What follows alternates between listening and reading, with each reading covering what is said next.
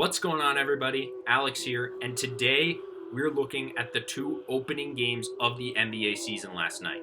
In the first game, the Warriors got dismantled by the Brooklyn Nets, 125-99, in Kevin Durant's first game against his former team. So let's consider the question, are the Warriors going to miss the playoffs?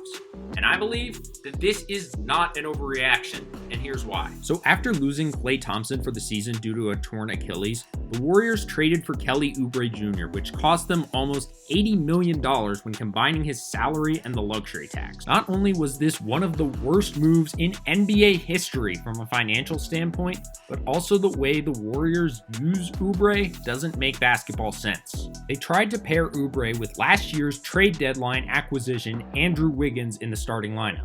Oubre and Wiggins are both very athletic, offensive-minded small forwards, and neither of them replace Klay Thompson's ability to shoot and defend. Last night, they were both awful. Wiggins went 4 for 16, and Oubre went 3 for 14, including 0 for 6 from deep. Since those two and everybody else on the Warriors roster can't shoot the ball nearly as effectively as Klay could, there is immense pressure on Steph this year to run the offense, exclusively through himself. It looked like Steph had to force up some shots he wouldn't normally take, as he went just 2 for 10 from 3. And even though they were facing a very good team last night in the Nets, I expect this to be a problem for the rest of the season. Also considering that teams like the Jazz, Blazers, Suns, Rockets, and Pelicans will be vying for back-end playoff spots, I don't see the Warriors getting in. In the second game last night, the Lakers held their championship ring ceremony before the game, but the Clippers spoiled the party with a 116-109 win. So that begs the question, is this year's Clippers team better than their crosstown rival?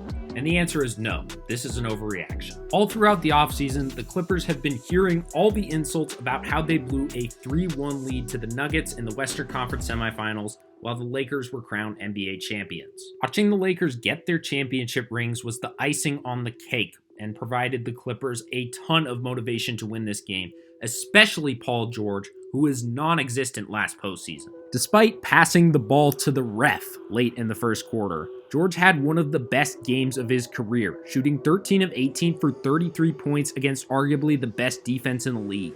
The Lakers, however, did not have a ton of motivation to win this game. Coach Frank Vogel is trying to ease LeBron James, who turns 36 next week, back into the groove of the season, as he played just 28 minutes last night. James and the other Lakers definitely looked a little bit sluggish last night after just a 71-day offseason. And despite the Lakers being down by only 8, Vogel pulled James with about 8 minutes left to go in the game and never put him back in. So even though it's a little concerning that Dennis Schroeder went just 5 for 15 and Marc Gasol was in foul trouble the whole game so he didn't score a single point, the Lakers are still the better team.